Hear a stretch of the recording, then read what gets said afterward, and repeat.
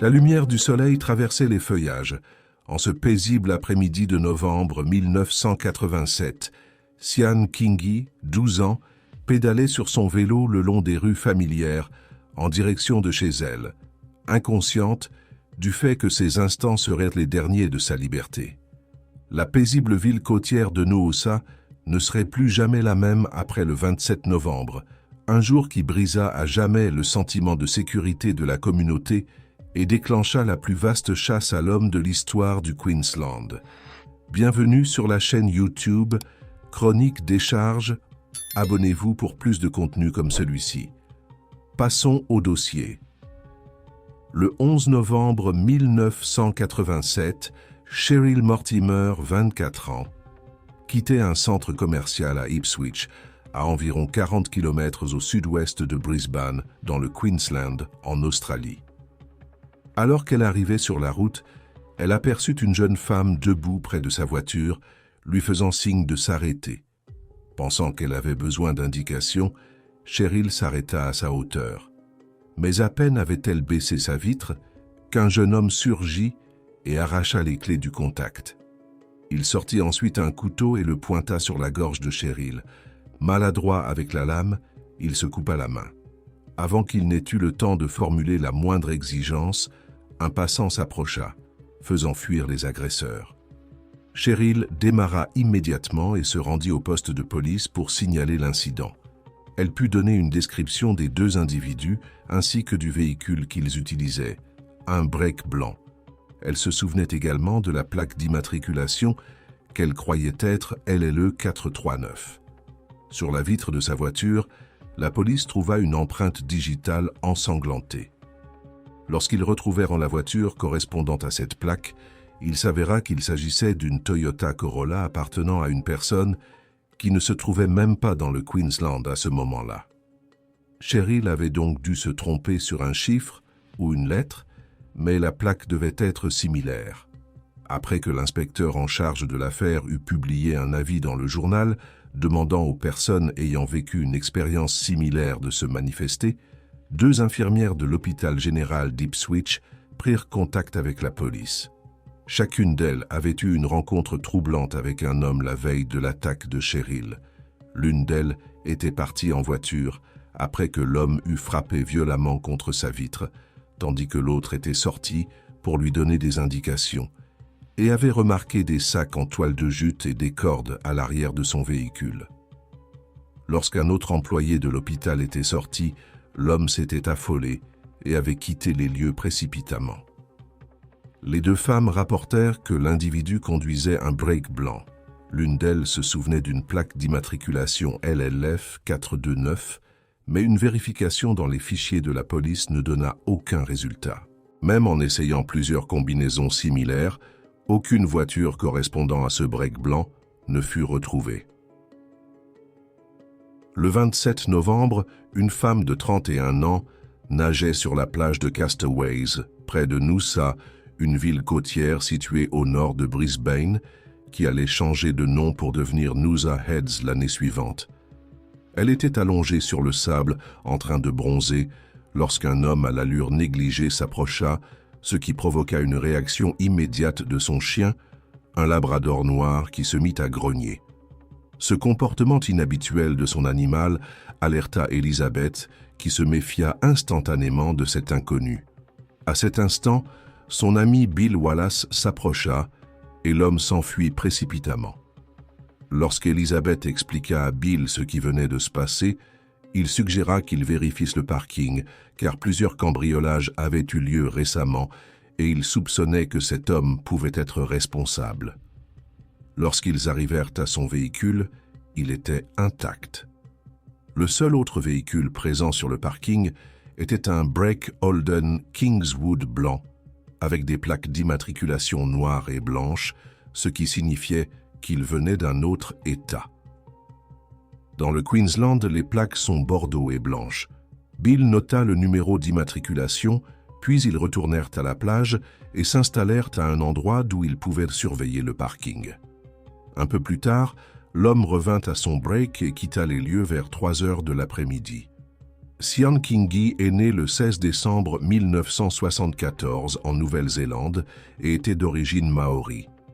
À un moment donné, elle avait déménagé en Australie et vivait à Noosa avec ses parents, Barry et Linda Kingi. Le 27 novembre après l'école, Sian prit son vélo et se rendit dans un magasin de tissus, où elle retrouva sa mère afin d'acheter un patron pour coudre une robe. Elle avait été invitée à une fête ce week-end-là et voulait fabriquer sa propre tenue. Une fois les achats terminés, elles prirent le chemin du retour, Linda à pied, tandis que Sian pédalait sur son vélo. À mi-chemin, Sian décida de prendre un raccourci à travers le parc, tandis que Linda choisit de faire le tour. Quelques minutes plus tard, elle arriva chez elle, s'attendant à y trouver sa fille, mais Sian n'était pas là. D'abord, elle ne s'inquiéta pas, supposant que Sian avait croisé des amis et s'était attardé. Mais lorsque Barry rentra à 8 heures du soir, les parents commencèrent à s'inquiéter et décidèrent d'aller au parc pour la chercher. À la place, ils trouvèrent seulement son vélo jaune abandonné. Ils comprirent immédiatement que Sian n'aurait jamais laissé son vélo ainsi, alors ils se rendirent directement au poste de police. L'inspecteur Bob Atkinson reconnut aussitôt la fillette sur la photo que les parents lui montrèrent. Sa propre fille jouait dans la même équipe de netball que Sian.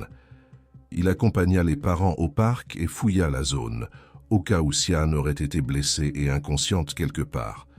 Mais les recherches ne donnèrent aucun résultat. De retour au poste, la disparition de Sian fut officiellement enregistrée. Dès le lendemain matin, sa photo apparut dans les journaux et chaque agent de police disponible fut mobilisé pour la retrouver. Les signalements commencèrent à affluer, mais aucun ne permit de retrouver la fillette en vie. Un seul indice semblait crédible. Plusieurs témoins rapportèrent avoir vu un break Holden Kingswood blanc circuler dans le secteur. À l'intérieur du véhicule se trouvait un homme mince et négligé, ainsi qu'une femme corpulente. Lorsqu'Elizabeth Young vit Barry et Linda Kingi à la télévision, implorant de l'aide pour retrouver leur fille, elle fut sous le choc. Elle connaissait bien Sian, car elle et Linda avaient travaillé ensemble dans un café quelques années auparavant. Mais un détail la troubla encore plus, le signalement d'un break blanc vu près du lieu de la disparition. Elle décrocha immédiatement son téléphone et signala à la police qu'elle avait vu le même véhicule ce jour-là et que son ami en avait noté la plaque d'immatriculation. C'était le premier vrai tournant dans l'enquête. Les autorités finirent par obtenir le bon numéro d'immatriculation LLE 429. Les deux précédentes témoins s'étaient presque souvenus du bon numéro, mais chacune avait une erreur d'un chiffre ou d'une lettre. Lorsque la police effectua des recherches, ils découvrirent que la voiture était un Holden Kingswood break blanc, modèle 1973, enregistré au nom de Valmai Faye Beck, originaire de Murrulbark, dans l'État de Victoria, en Nouvelle-Galles du Sud, un des rares États australiens utilisant des plaques noires et blanches. Valmai Beck est née le 2 août 1943 en Australie. Elle grandit dans un foyer extrêmement dysfonctionnel. À 12 ans, sa mère la retira de l'école pour l'envoyer travailler dans une usine de textile. Quelques années plus tard, elle fut prise en charge par l'État en raison de négligence parentale. Dès qu'elle fut adulte, son cycle infernal commença, plus de 10 ans d'aller-retour en prison. Elle eut 6 enfants avec au moins 2 hommes différents, mais presque tous lui furent retirés. Elle ne montra jamais le moindre intérêt à devenir une meilleure mère que la sienne. À 40 ans, elle passait l'essentiel de son temps dans les bars, s'enivrant jusqu'à l'excès.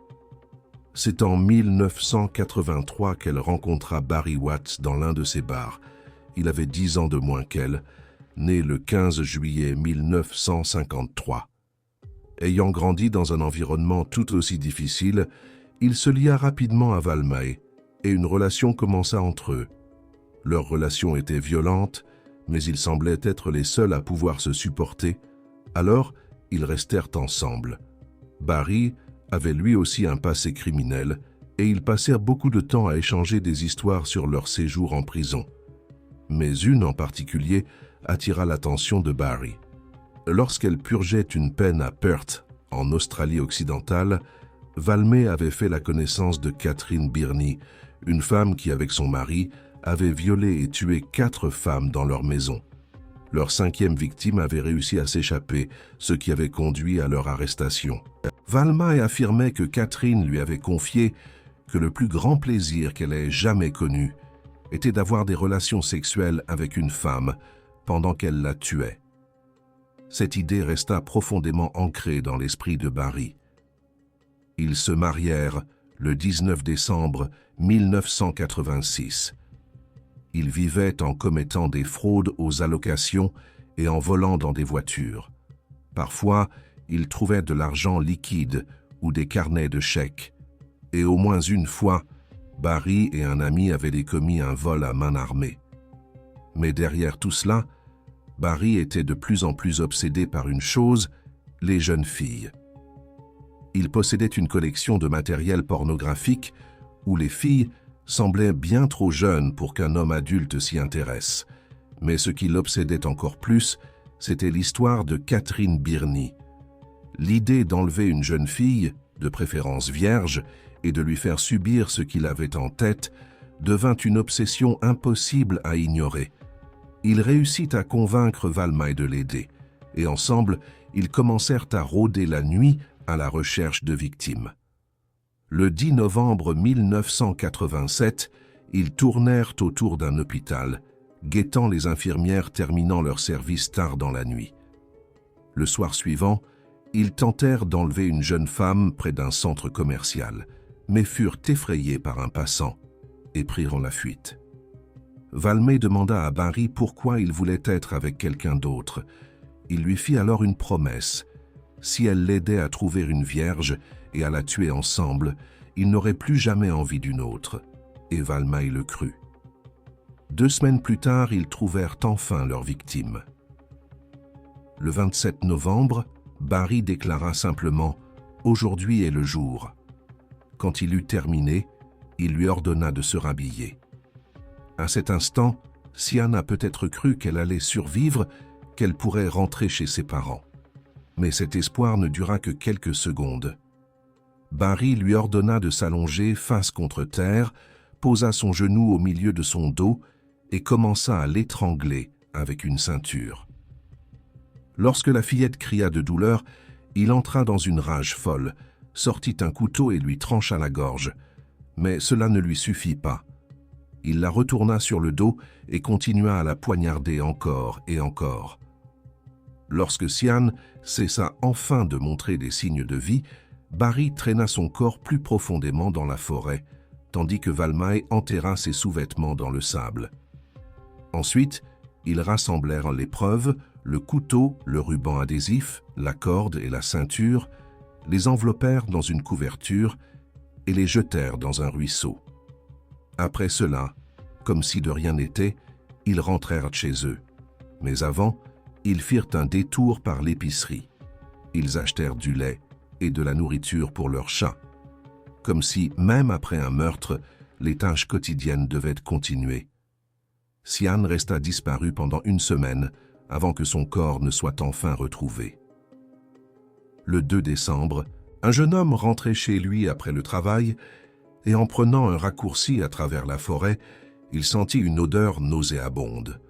Depuis des jours, les médias parlaient de la disparition de la fillette et il lui vint immédiatement à l'esprit que cette odeur pouvait provenir d'un corps en décomposition. Le lendemain matin, alors qu'il empruntait à nouveau le même chemin pour aller au travail, l'odeur était toujours là. Cette fois, il décida d'en chercher la source. Il ne lui fallut pas longtemps pour découvrir l'origine de la puanteur. Pris de panique, il courut chez lui et alerta immédiatement la police. Le 3 décembre 1987, l'inspecteur Bob Atkinson dut annoncer à Barry et Linda Kingi la pire nouvelle de leur vie. Leur fille était morte. L'autopsie révéla que Sian avait reçu 12 coups de couteau après que sa gorge eût été tranchée. 3 des coups avaient perforé son cœur et l'une de ses mains était presque sectionnée, probablement en tentant de se défendre. Mais il fallut encore 8 jours avant que la police ne parvienne à un nom clé dans l'enquête: Valmae Beck. Le 11 décembre, les enquêteurs finirent par retrouver son nom parmi la pile d'indices qu'ils analysaient. Lorsqu'ils se rendirent à leur domicile en Victoria, ils apprirent que Barry et Valmae n'avaient pas été vus depuis le 4 décembre. C'est justement ce jour-là que la découverte du corps de Sian avait été annoncée dans les médias. En fouillant la maison, les détectives trouvèrent des résidus de teinture capillaire et des mèches de cheveux coupées. Les voisins évoquèrent immédiatement le comportement inquiétant de Barry envers les jeunes filles du quartier.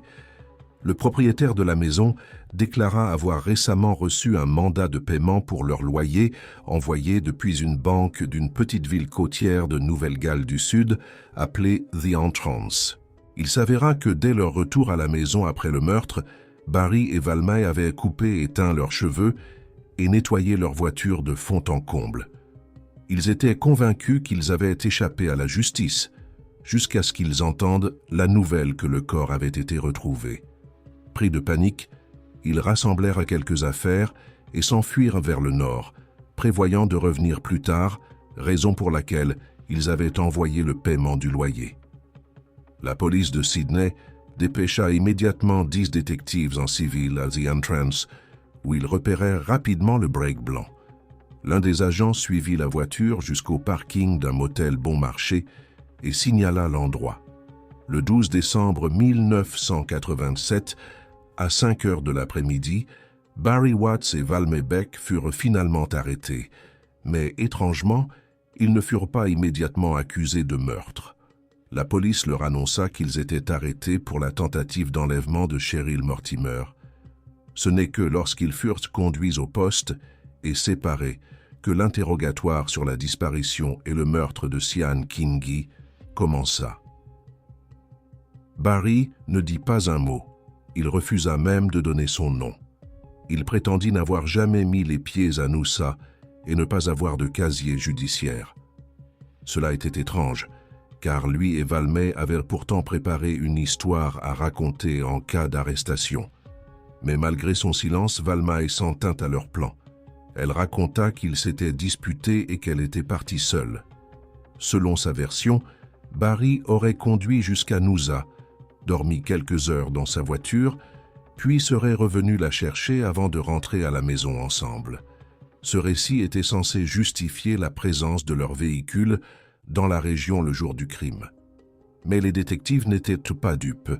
Ils savaient que Barry ne parlerait pas, mais ils savaient aussi une chose. Valmae était le maillon faible. Ce n'était plus qu'une question de temps avant qu'elle ne craque. L'inspecteur Bob Atkinson ramena Valmae dans la salle d'interrogatoire et la confronta à toutes les preuves recueillies contre elle et Barry. Il lui demanda ensuite de répéter une fois de plus sa version des événements du 27 novembre. Lorsqu'elle termina, il lui demanda de la raconter à nouveau depuis le début. Au fil des répétitions, des incohérences commencèrent à apparaître. Valmae ajouta progressivement des détails sur l'obsession de Barry pour les jeunes filles. Peu à peu, son récit changea complètement. Elle affirma alors que Barry était parti seul à Noosa et qu'il lui avait dit qu'une fois son plan exécuté, son obsession disparaîtrait. Il ne fallut pas longtemps avant que Valmae ne s'effondre complètement et ne raconte aux enquêteurs tout ce qui était arrivé à Sian Kingi. Elle indiqua avec précision l'endroit où ils avaient jeté la couverture contenant les preuves. Lorsqu'ils fouillèrent la zone, les policiers retrouvèrent rapidement l'arme du crime, du ruban adhésif, une corde et la ceinture utilisée pour étrangler la fillette. Quand Barry fut confronté à l'enregistrement vidéo de l'aveu de Valmae, il resta impassible. Il refusa de parler, sauf pour prononcer une seule phrase. Une chose est de savoir ce qui s'est passé, une autre est de le prouver. De retour dans sa cellule furieux, il cria sur Valmae. « Personne ne nous a vu l'attraper et la mettre dans la voiture. Personne ne l'a vue dedans. Personne ne nous a vu la tuer. Si tu n'avais pas avoué, il n'aurait rien eu contre nous. » Tout fut enregistré par le dispositif de surveillance installé dans leur cellule, ajoutant ainsi une preuve supplémentaire contre eux. Le 15 décembre 1987, Barry Watts et Valmey Beck furent officiellement inculpés d'enlèvement, d'agression sexuelle et de meurtre. Valmey plaida coupable pour l'enlèvement et l'agression sexuelle, mais nia toute implication dans le meurtre. Barry, quant à lui, nia toutes les accusations. Il ne faisait pourtant aucun doute que Valmey avait activement aidé son mari à kidnapper Sian, sachant parfaitement ce qu'il comptait lui faire subir. Elle fut reconnue coupable de meurtre et condamnée à 3 ans de prison pour enlèvement, 5 ans pour agression sexuelle et une peine de réclusion à perpétuité pour meurtre, avec possibilité de libération conditionnelle après 14 ans et demi. Barry, lui, resta impassible tout au long du procès, comme s'il n'était absolument pas concerné. Mais cela ne lui servit à rien. Il fut reconnu coupable de toutes les charges retenues contre lui et condamné à 2 peines de réclusion à perpétuité sans possibilité de libération conditionnelle. Mais l'affaire ne s'arrêta pas là. En prison, d'autres détenus rapportèrent que Barry ne se vantait pas seulement du meurtre de Sian, mais aussi d'un second crime. Les enquêteurs soupçonnèrent qu'il était impliqué dans la disparition de Helen Feeney, une femme de 31 ans, vue pour la dernière fois le 29 octobre 1987 à Brisbane. Pour tenter d'obtenir des aveux, la police infiltra un agent sous couverture dans la prison, tandis que d'autres enquêteurs examinèrent d'anciens dossiers de personnes disparues. Bien qu'aucun corps ni preuve tangible ne fût retrouvé, Barry fut inculpé pour le meurtre de Helen Feeney et traduit en justice en 1995. Valmey témoigna contre lui, affirmant l'avoir aidé à se débarrasser du corps, mais elle ne put fournir aucune localisation précise et aucun élément ne permit d'appuyer ses déclarations. Les détenus qui auraient pu entendre Barry parler du crime refusèrent de témoigner. Finalement, faute de preuves, il fut acquitté du meurtre de Helen Feeney. En prison, Valmey était l'une des femmes les plus détestées en prison. En raison de sa participation à l'agression sexuelle et au meurtre d'un enfant, elle était régulièrement battue et maltraitée. Une fois, elle a été frappée à la tête par une boîte de conserve placée dans une chaussette, ce qui lui a causé de graves blessures. Bien qu'elle ait obtenu le droit à une libération conditionnelle, celle-ci lui a été refusée. Mais elle n'a jamais eu une autre chance de sortir de prison. Elle est décédée le 27 mai 2007 des suites de complications après une opération cardiaque. 1 an plus tard, Barry a finalement avoué l'agression sexuelle et le meurtre de Sian Kingi. Il avait compris que, s'il voulait un jour avoir une chance d'obtenir une libération conditionnelle, il devait assumer la responsabilité de ses actes.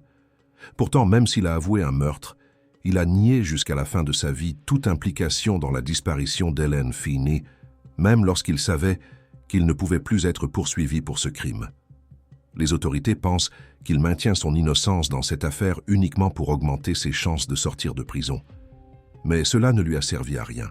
Sa demande de libération conditionnelle a été rejetée, et il est très peu probable qu'il quitte un jour sa cellule. Barry Watts croyait avoir le droit de voler l'innocence des enfants, qu'il s'agissait de quelque chose qui lui appartenait, uniquement pour satisfaire sa monstrueuse soif. Valmey Beck ne partageait peut-être pas ce désir, mais elle l'a quand même aidé. Et c'est précisément cela qui fait d'elle un monstre aussi effroyable que lui.